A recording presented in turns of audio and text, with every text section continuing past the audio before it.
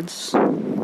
तो आज का जो हमारा टॉपिक है बहुत ही इंटरेस्टिंग टॉपिक है। आई होप आप लोगों को बहुत ही मज़ा आने वाला है आज, क्योंकि आज का जो हमारा टॉपिक है वो है एक केस स्टडीज़। ठीक है, हमारी बिजनेस लॉ की जो बुक है, प्लस इसमें कंपनी लॉ का भी एक टॉपिक कवर्ड होता है जिसको आप लोग जानते हो, that is known as separate legal entity. Concept समझने में बहुत मुश्किल होता है कई बार, तो आज हम इसको एक केस स्टडीज़ के थ्रू समझेंगे। ठीक है सर, आओ जी हम लोग स्टार्ट करते हैं केस स्टडीज़ के थ्रू। तो आज का हमारा टॉपिक है केस स्टडीज़। अच्छा, तो आप बोलोगे सर कौन सी केस स्टडीज़ है? चलो जी डिस्कस करते हैं कौन सा केस स्टडीज़ है। ये बहुत फेमस केस है। इस केस का नाम है Salomon versus Salomon and company limited. ठीक है बेटा, क्या है केस का नाम? Salomon versus Salomon and company limited. ठीक है, ये केस आया था 1897 में, डिसाइडेड केस है।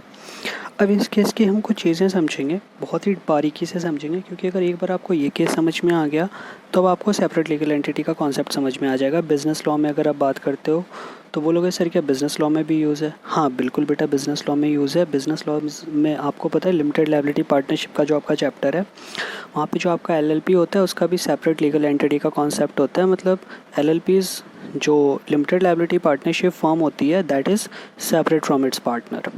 ठीक है सर, तो इतनी सी चीज़ आई होप आप सबको क्लियर होगी। तो हम लोग डिस्कस करेंगे Salomon versus Salomon and company limited 1890-70 का केस। ठीक है, बिल्कुल फोकस रहेंगे। जो भी क्वेरीज होगी आप कमेंट सेक्शन में डाल सकते हो। ठीक है, सो दैट कि जो भी चीज़ें होगी हम वहाँ पे मैं आपको उसका रिप्लाई जो भी होगा वो मैं आपको दूंगा। चलो जी स्टार्ट करते हैं। देखो बेटा, क्या हुआ था कि एक पर्सन थे मिस्टर सैलमन, तो हम इनको एस से रिप्रेजेंट करते हैं। ठीक है, तो मिस्टर सैलमन थे जो कि बेसिकली एक लेदर मर्चेंट थे। ठीक है, बेसिकली क्या थे? एक लेदर मर्चेंट। तो ये हमारे लेदर मर्चेंट थे। ठीक है, अब ये जब पहले बिजनेस कर रहे थे तो ये बिजनेस कर रहे थे एज अ सोल प्रोप्राइटरशिप में।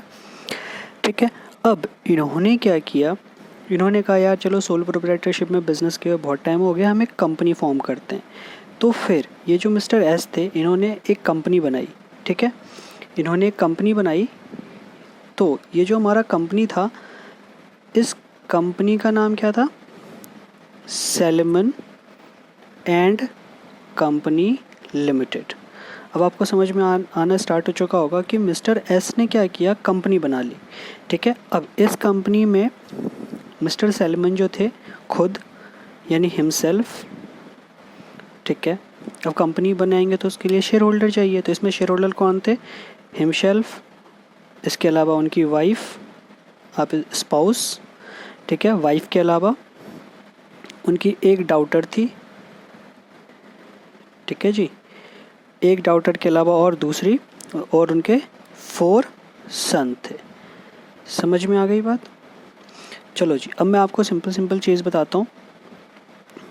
इस तरह से थोड़ा सा छोटा बना लेते हैं हम। एक मिनट। हाँ जी, ये हो गया हमारी, ये सैलमन हो गए, ये कंपनी हो गई। कंपनी, ये हमारी कंपनी हो गई। ठीक है, ये सैलमन जी ने ये कंपनी फॉर्म की है। अब कंपनी की बात करते हैं शेयर होल्डर की। तो इसमें शेयर होल्डर कौन था? सैलमन खुद, इसकी वाइफ, एक डाउटर, और सन कितने थे इनके? 4। मतलब सैलमन के अलावा अगर हम बात करते हैं तो 6 और मेंबर। ठीक है, तो अब जब सैलमन ने इनको कंपनी बेची तो ऑफ कोर्स पीसी पे किया होगा। पीसी मतलब परचेज कंसिडरेशन। सैलमन, तो परचेज कंसिडरेशन, कंपनी ने सैलमन का बिजनेस खरीदा। ठीक है, अब कंपनी फॉर्म की तो आपको इतनी तो बात समझ में आ जानी चाहिए कि यहाँ पे सेपरेट लीगल एंटिटी का कॉन्सेप्ट आ गया। ठीक है, हम डिटेल में समझते हैं। तो कंपनी ने सैलमन से उसका बिजनेस खरीद लिया। ठीक है, तो इसका जो बिजनेस खरीदा इसने कितने में खरीदा? 30,000 पाउंड में। ठीक है जी, अब 30,000 पाउंड क्या हो गया इसका? Purchase consideration. तो अब ये सारी चीज़ें मैं डिलीट कर देता हूँ। अब यहाँ पे एक बार ध्यान से देखेंगे, सैलमन ने अपना बिजनेस बेचा कंपनी को। ठीक है, कितने में? 30,000 पाउंड में। ठीक है, ये टोटल पीसी पेड है। Total PC paid. ठीक है, अब अगर हम बात करते हैं, आप बोलोगे सर ये टोटल पीसी पेड 30,000 पाउंड है, तो किस तरह से इन्होंने पे किया? तो अब ये जो 30,000 था उसका ब्रेकअप उन्होंने कुछ इस तरह से बनाया है कि इन्होंने क्या किया, 20,000 के तो इन्होंने इक्विटी शेयर ले लिए, इक्विटी शेयर ऑफ रुपीज़ नहीं, ऑफ 0.1 फुल्ली पेड अप। ठीक है, इसके अलावा जो 10,000 बचा, 30,000 में से 20,000 आपको जैसे कि पता है 20,000 के इन्होंने इक्विटी शेयर ले लिए। और अगर हम बात करते हैं 10,000 का, तो ये 10,000 का क्या किया इन्होंने, 10,000 का इन्होंने बेसिकली सिक्योर्ड लोन इशू कर दिया। ठीक है, कंपनी ने सिक्योर्ड लोन इशू कर दिया, किसको, सेलमन को। ठीक है जी, आई होप आप सबको बिल्कुल सारी चीज़ें क्लियर हो चुकी होगी अभी तक कि 30,000 परचेज सेलमन ने जब कंपनी को अपना बिज़नेस बेचा तो बदले में कंपनी से इसने 30,000 पाउंड मांगे, जिसमें से 20,000 के कंपनी ने अपने शेयर दे दिए, प्लस कंपनी ने 10,000 के इसके डिवेंचर इशू कर दिए। आप सबने 12th में पढ़ा होगा। ठीक है, purchase consideration to be paid in cash और इन काइंड। तो यहाँ पे सिंपल सा केस किसका है, काइंड का। 20,000 इक्विटी शेयर, 10,000 डिवेंचर। लेकिन डिवेंचर इन्होंने सिक्योर्ड डिवेंचर दिया। यहाँ पे ये सोचने वाली बात है कि डिवेंचर का नेचर क्या है बेटा, सिक्योर्ड डिवेंचर का। ठीक है जी, चलो जी, परचेज कंसिडरेशन समझ में आ गया। अच्छा, अब एक बार शेयर होल्डिंग पैटर्न देख लेते हैं। इन्होंने क्या किया, 6 शेयर्स, मेरी बात आती है समझ में, 6 शेयर्स इन्होंने किसको किसको दिया, एक शेयर दिया अपनी वाइफ को। ठीक है, ये 6 शेयर्स आउट ऑफ 6 शेयर्स। उसके बाद बेटा एक शेयर्स इसने अपने डॉटर को दिया, और जो रिमेनिंग 4 शेयर्स थे, ये 4 शेयर्स इन्होंने अपने सन को दिया। बाकी 20,000 में से 6 शेयर्स जब आप माइनस करते हो तो जो रिमेनिंग शेयर है ये सेलमन ने अपने पास रखा। ठीक है, मतलब अगर मैं आपको सिंपल समझाऊं तो 20,000 का कुछ इस तरह से ब्रेकअप हो गया हमारा। 1994 सेलमन के पास गया, 1 शेयर इसकी वाइफ के पास गया, 1 शेयर डॉटर के पास गया, और 4 शेयर इसके सन के पास गया। तो टोटल 20,000 शेयर्स हो जाते हैं हमारे। ठीक है जी, आओ अब क्या होता है, ये सारी चीज़ें हो गई। 1 साल बाद जो कंपनी थी बेटा, ये जो सेलमन ने कंपनी बनाई थी, आपको पता है मैंने इसकी परचेज कंसिडरेशन वगैरह सब आपको समझा दी है डिटेल में कि किस तरह से इसने पीसी वगैरह पे किया, सारी चीज़ें। ये जो कंपनी थी बेटा, 1 ईयर लेटर ये कंपनी हो गई इंसॉल्वेंट। ठीक है, ये कंपनी क्या हो गई बेटा, इंसॉल्वेंट। ठीक है, कंपनी का बेटा बिजनेस नहीं चला तो कंपनी इंसॉल्वेंट होकर वाइंडिंग अप के लिए गई। कंपनी हमेशा इंसॉल्वेंट होकर किसके लिए जाती है बेटा, वाइंडिंग अप के लिए। ठीक है, वाइंडिंग अप का मतलब आपको पता है, आप लोगों ने पढ़ा होगा कि वाइंडिंग अप में सिंपल सा होता है कि आप इस तरह से समझ लो कि वाइंडिंग अप में जो लायबिलिटीज़ होती है, एसेट्स को बेच के लायबिलिटीज़ पे करनी होती है। ठीक है, अब यहाँ तक दिक्कत नहीं आई बेटा, दिक्कत यहाँ पे आनी स्टार्ट हुई जब कंपनी गई इंसॉल्वेंट में। ठीक है, मतलब वाइंडिंग अप में जब कंपनी स्टार्ट हुआ वाइंडिंग अप का, तो रफली आप कुछ इस तरह से समझो कि कंपनी का जो बेटा एसेट्स थे कंपनी के 6,000 के। ठीक है, और अगर हम लायबिलिटीज़ की बात करते हैं बेटा, तो कंपनी की जो लायबिलिटीज़ थी वो सिक्योर्ड डिवेंचर होगा आपका, एक तो सेलमन का, तो सेलमन का सिक्योर्ड डिवेंचर था 10,000।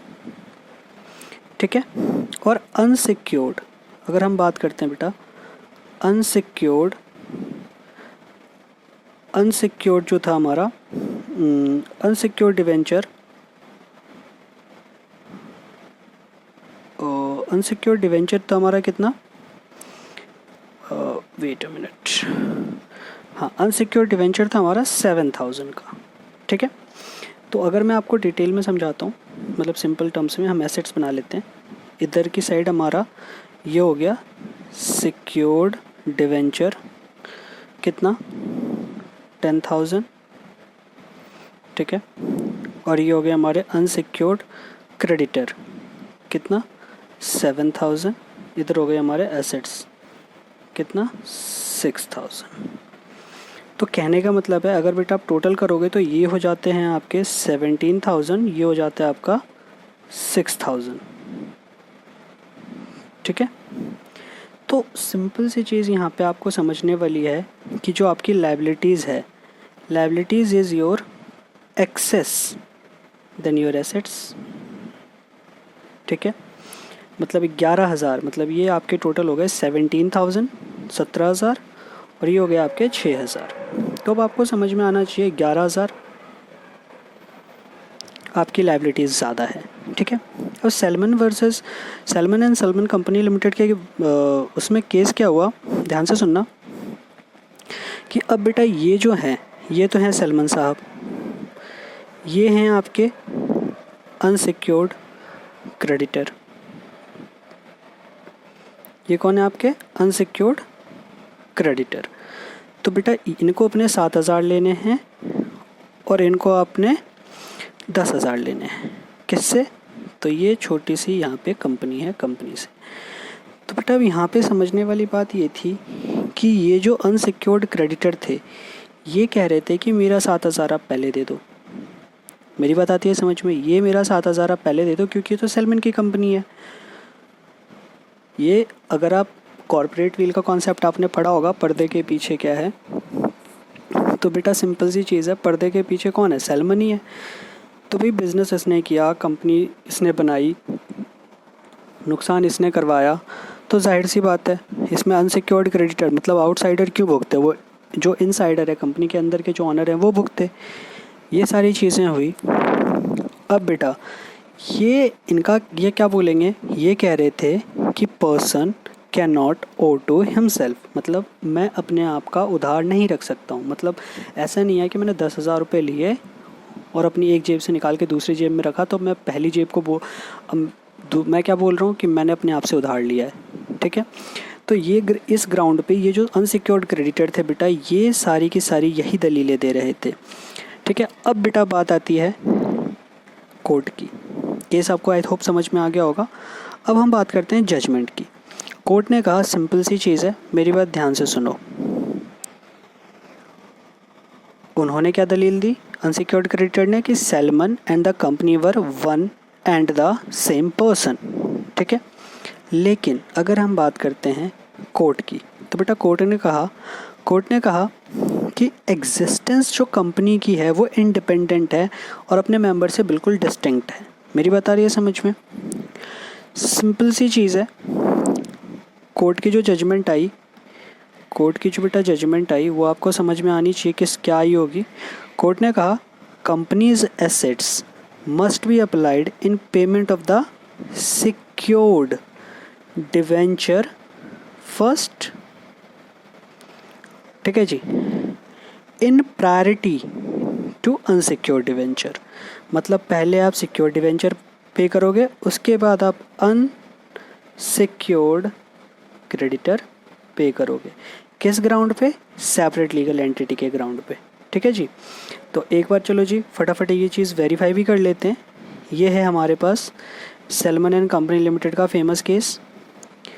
देखो जी, काफ़ी पुराना केस है बेटा, काफ़ी अच्छा केस है। आई होप आप लोगों को समझ में आ गया होगा। कोई भी क्वेरीज हो आप कमेंट सेक्शन में लिख सकते हो, आपको इंस्टेंट रिप्लाई मिलेगा। देखो, the principle of separate legal entity was first judicially recognised in the famous case of Salomon versus Salomon and company limited 1890-70s के ईयर में डिसाइडेड हुआ था। The fact of this cases is as follows. ये हैं आपके सामने, एक बार आप रीड आउट करो, जो भी मैंने आपको समझाया था वही है, रीड आउट करते हैं।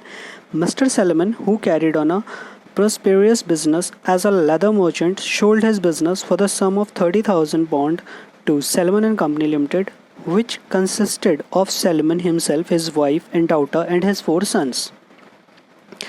The purchase consideration was paid by the company by allotment of 20,000 fully paid up $1 shares and $10,000 in secured debenture, conferring a floating charge over all the company's assets to Mr. Salmon. 1 share of $1 each was subscribed by the remaining 6 members of his family। मतलब 19,994 जो shares हैं वो किसके पास चले गए? Salmon के पास। Now आगे देखते हैं बेटा। Salmon was the managing director of the company. Salmon जो है बेटा एमडी हो गया कंपनी का, and as he held virtually the whole of its stock, he had absolute control over the company. Only a year later, एक साल बाद, the company became insolvent and winding up commenced. On winding up, the statement of affairs was roughly like this: assets 6,000 के assets हैं बेटा. Liabilities जो थे आपको पता है, सिक्योर्ड डिवेंचर 10,000, अनसिक्योर्ड डिवेंचर 17,000. जो एसेट्स हैं बेटा वो शॉर्ट हो गए आपके 10,000 से, सॉरी 11,000 से शॉर्ट हो गए. तो अनसिक्योर्ड क्रेडिटर क्लेम्ड, अब क्लेम किसने किया था? अनसिक्योर्ड क्रेडिटर ने क्लेम किया. Unsecured creditor claimed priority over the debenture holder, मतलब मिस्टर सेलमन से पहले उनको पेमेंट की जाए, on the ground that a person can not owe to himself and that Salomon and the company were one and the same person. The further contended that the company was a mere alias or agent for Salomon. The business was solely his conduct solely for him and by him, and the company was a mere shame and fraud. Hence Salomon was liable to indemnify the company against his trading debt. तो बेटा ये जो थी दलीलें किसने दी? ये दलीलें unsecured creditor ने दी कि भाई सेलमन ही सब कुछ था इसका, सेलमन ही सारे डिसीज़न लेता था, मैनेजिंग डायरेक्टर भी वही था. तो ये इन सारे ग्राउंड पे वो क्या चाहते थे कि उनके डेट की पहले पेमेंट हो जाए. लेकिन कोर्ट ने क्या कहा बेटा, देखो, but it was held that, जहाँ पे बेटा हेल्ड इटैलिक में लिखा है, कोर्ट का डिसीजन है, that the existence of a company is quite independent and distinct from its member and the companies assets must be applied in payment of the secured debenture first in priority to unsecured creditors. Here it may be noted that it is a partners in case of LLP instead of shareholder or member of a company. समझ में आती है बात? Same case जो होगा separate legal entity का, that will also apply in case of LLP also. So friend, I hope आप लोगों को ये हमारा जो केस स्टडीज़ है समझ में आ गया होगा सेपरेट लीगल एंटिटी का, और ये केस बहुत अच्छे से आपको समझ में आ गया होगा. तो फ्रेंड, इसी तरह के केस स्टडीज़ जानने के लिए आप सब्सक्राइब करें हमारे चैनल को, शेयर करें अपने फ्रेंडों के साथ, क्योंकि आपको पता है बेटा नॉलेज को आप जितना ज़्यादा शेयर करोगे उतना ज़्यादा ये आपको इन रिटर्न, क्योंकि बेटा नॉलेज एक ऐसी चीज़ है, as much as you share उतना ही आपको रिटर्न में मिलेगा. Thank you so much. I hope आप लोग इसे लाइक करोगे, शेयर करोगे और हमारे चैनल को सब्सक्राइब करोगे for regular case studies and regular other updates. Thank you very much.